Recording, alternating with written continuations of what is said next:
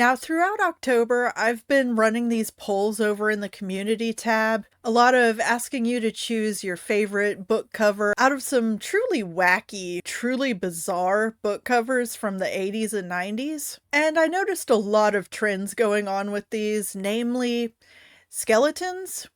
So many skeletons. Skeletons and babies, skeletons and kids, skeletons just out here living their best skeleton lives.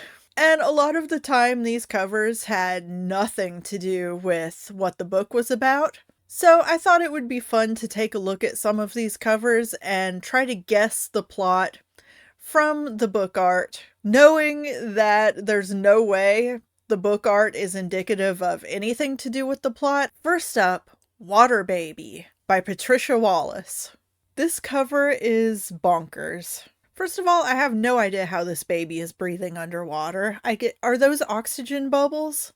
I see some air bubbles. I don't know. Is that the baby breathing? Does this baby have gills? I don't see gills. I don't know how this baby is breathing. The baby's hair is not floating. I guess the skeleton mermaid's hair is floating, but I don't know what it's attached to. What is this hair attached to? Also a skeleton with a mermaid tail. What is that mermaid tail attached to? Like, is there fat and musculature under there? I don't know. Okay, but looking at this cover, I would guess that there was a shipwreck. This baby is the only surviving member of a ship that wrecked. Maybe the mermaids were in league with some sirens, caused the ship to crash. The baby survived. Somehow, through magic, mermaid magic, through mer magic, this baby is now able to breathe underwater. It's going to become a mermaid. I don't know why the mermaids are skeletons. I don't know why the mermaid is a skeleton. That's a puzzle. I am glad that the cover artist didn't give this mermaid, like, bone titties, like a lot of artists tend to do with female skeletons. Bone titties. The baby is raised as a skeleton mermaid and goes on to terrorize other sailors. Now, when we go to Goodreads and look at the actual book description, does it surprise you to find out that I am way off? So according to Goodreads, this book description is Ocean of Death. 7-year-old Kelly had always loved to romp in the surf of California's endless summer. Okay, well, so far we have water, at least. Then tragedy struck. A sailboat accident. A shipwreck, which took the lives of her parents and her sister Melissa. Now Kelly felt drawn to the sea for a different reason. She knew her sister wasn't really gone. Not as long as she could still hear Melissa calling to her at the ocean's edge and see her face where the sun glinted off the water. Sea of terror. Brooke Hutchinson worried about the young niece who had been put into her care. Kelly's strangeness since the tragedy had made her the victim of her schoolmates' cruelty. She seemed to spend more and more time simply staring out to the sea. Then the accidents began, a series of gruesome water-related deaths. And Brooke realized with a chill of horror that someone was looking after Kelly all too well. So from this, it sounds like maybe the dead sister who drowned is maybe she got turned into a skeleton mermaid ghost zombie? But, no. According to reviews, there's nothing to do with skeletal mermaids or mermaids at all. According to one reviewer, there are literally no skeleton mermaids with flowing blonde hair in this book. There's some dead kids and watery deaths, but really not enough to make up for the lack of skeleton mermaids with flowing blonde hair. False advertising. According to a lot of reviews, it seems to be a hospital drama. So, yes. Cool cover. Extremely misleading, it would seem. Next up is Cat's Eye by William W. Johnstone. I don't even know where to start here. So this lady definitely fucked a cat, right? This lady fucked a cat, and the author knows nothing about biology, and this is the result. Or maybe it's like The Fly, and some cat hair got stuck in one of the transport pods. So we've got a toddler who's half human, half cat. Would this mean that somewhere there's a cat running around with just a human toddler's head and no tail? Because honestly, that would be even more horrifying than this cover. Also, this kid is wearing a diaper, so like, is he gonna use the litter box? Do you need to get a litter box for this kid? Or is the other half of him, the cat with the human head, is that cat gonna wear diapers? Does he have a cat brain? Does he act like a cat? This is definitely a science experiment gone horribly wrong, or this lady fucked a cat. And obviously I'm going to be ridiculously wrong, because the actual description, and apparently this is number 2 in a series, I guess. You had to read the first one to know what the hell is going on with toddler cat face. The book description on this one is scratch, purr, night after night the soft cat noises. Soft cat noises? You've never owned a cat. Drifted through the isolated A-frame where best-selling author Dee Conner retreated to write her romances. A romance writer in a horror novel. That's not what I was expecting. Was it another harmless prank pulled by one of her fans? Do romance writer fans pull pranks a lot? That doesn't seem like a romance fan thing to do. Or was it something much more sinister and deadly? We got scratch, purr again. Carl Garrett, the 4th bodyguard, Jesus, hired to protect Dee, recognized the sounds for what they were. Demon sounds. Oh. Obviously, a cat-human hybrid is a demon. Garrett was one of the few survivors of the hushed-up events in Ruger County. Is that from the first book in this series? But the Lord of Darkness would not make the same mistake twice. Oh, there's a Lord of Darkness. Okay, sweet. The battle was only just beginning, a battle of nerves as well as strength that would pit one man against the most terrifying evil of all. What is the most terrifying evil of all? This human cat baby? Is this nature versus nurture? Like, just get him some nice little cat toys. Get him, just raise him right. Raise him right. He'll be fine. He'll be fine. The top review on this one is from horror author Grady Hendrix, who includes a ton of these types of books in his Paperbacks from Hell book. And he says, William Johnstone continues to be batshit cray-cray, which is exactly how I like him. Not as good as a masterpiece like Toy Cemetery, but because it's a sequel to Cat's Cradle, which I haven't read, me neither. It felt like I was getting The Empire Strikes Back after skipping Star Wars. More than usually obsessed with the dangers posed by heavy metal music on young minds. Oh no, this is a Satanic Panic book. And featuring numerous scenes of cats rolling around in piles of guts. I have cats, can confirm. This one makes a great gift for the Christian dog lover in your life. Thank you, Grady. I love that. Next up, we've got Baby Grand, also by William W. Johnstone and Joseph E. Keene. This Skelly he is jamming out. So I think this piano-playing skeleton who's just giving big Skeletor energy. He's got to be the butler for, like, an Addams Family type deal, right? He's just having a good time. He's probably got a jam band, trying to get into Juilliard. He's just a happy, sinister, grinning skeleton pianist. This one was really difficult to find an actual comprehensive description of, so I had to actually find a picture of the back of the book that gives the description. Devil's Tune.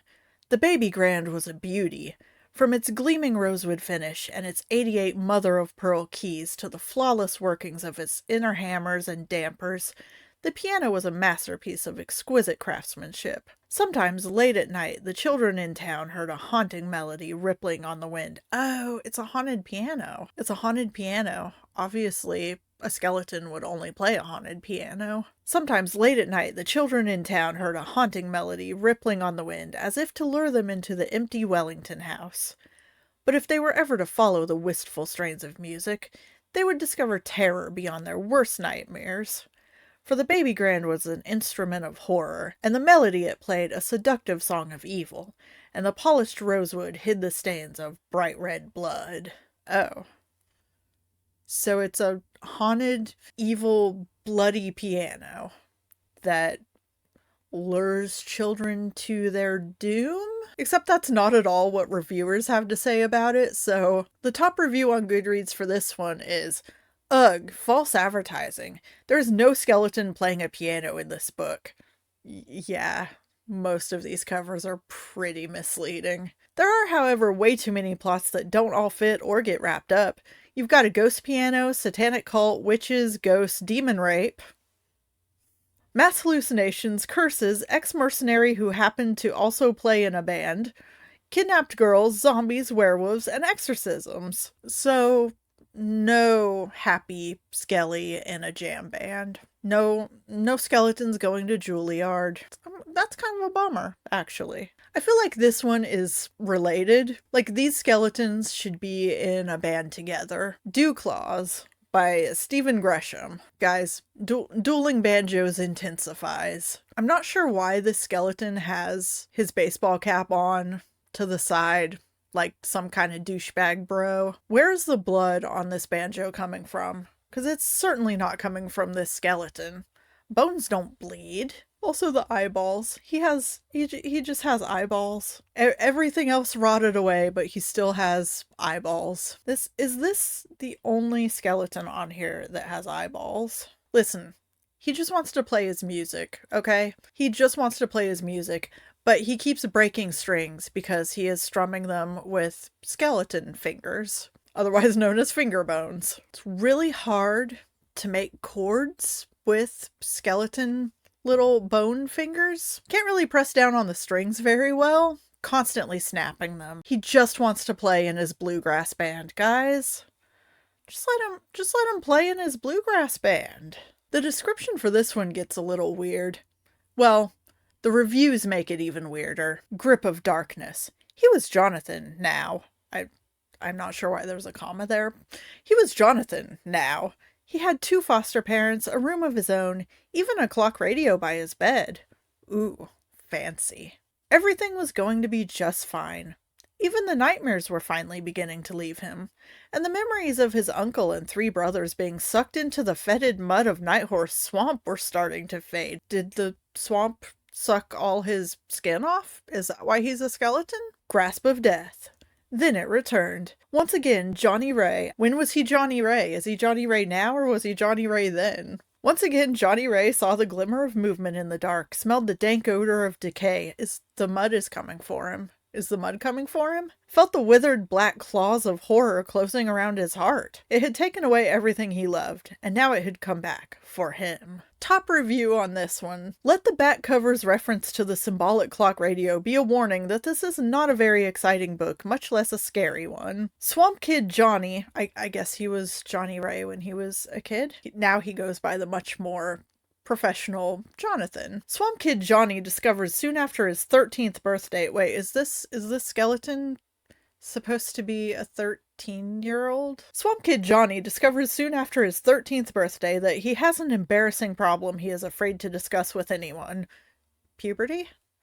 His arm keeps turning into a horrible claw.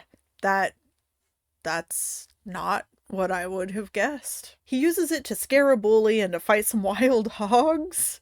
But most of the times when it flares up, he has to hope no one will notice before he can find some swamp healer to help him. You don't get any of that from this cover. What's up with the banjo? Does he play banjo? Or is there just a banjo because he's a swamp kid and the cover artist thought that swamp equals banjo player? And finally, the last book I've got here. I think this is the only one that's not from Zebra Publishing House. Zebra had some of the best covers in the 80s. This is Schoolhouse by Lee Dugan. I'm sorry if I said that wrong. Here we have sassy school teacher skeleton. I love the little hand on her hip with the wrist hitting the hip. That's the sassiest way to have your hand on your hip. All the cool skeletons know that. I want to know who decided to give her an apple. Is this skeleton school teacher gonna eat an apple? Where's it gonna go? She doesn't have a stomach. I'm assuming. I mean, we don't know what's going on under those school marm clothes. And why is there a skull with pencils sticking out of its head on her desk? Is this an enemy that she vanquished And again, we have just hair attached to a skeleton somehow. Also, I just noticed she's wearing glasses. She doesn't have eyes, but she's wearing glasses. That is dedication to the school marm look.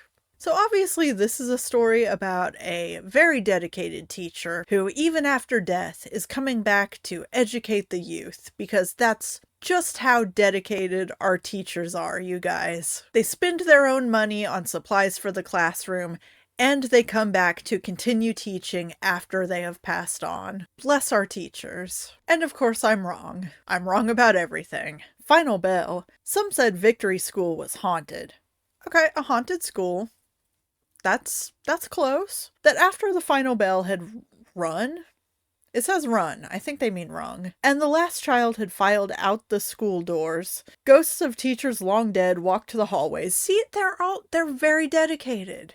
They're very dedicated to educating our youth. And specters of students in outdated clothing floated through the dark and empty classrooms. Well, yeah, there's gotta be someone there for these ghost teachers to teach. Plus, there were all those strange accidents. All in all, it was a relief that the Board of Education had decided to close the school forever. Final test. 5th grader Ned Bradley knew that something weird was going on at school. Well, yeah, there's a bunch of fucking ghosts. Duh.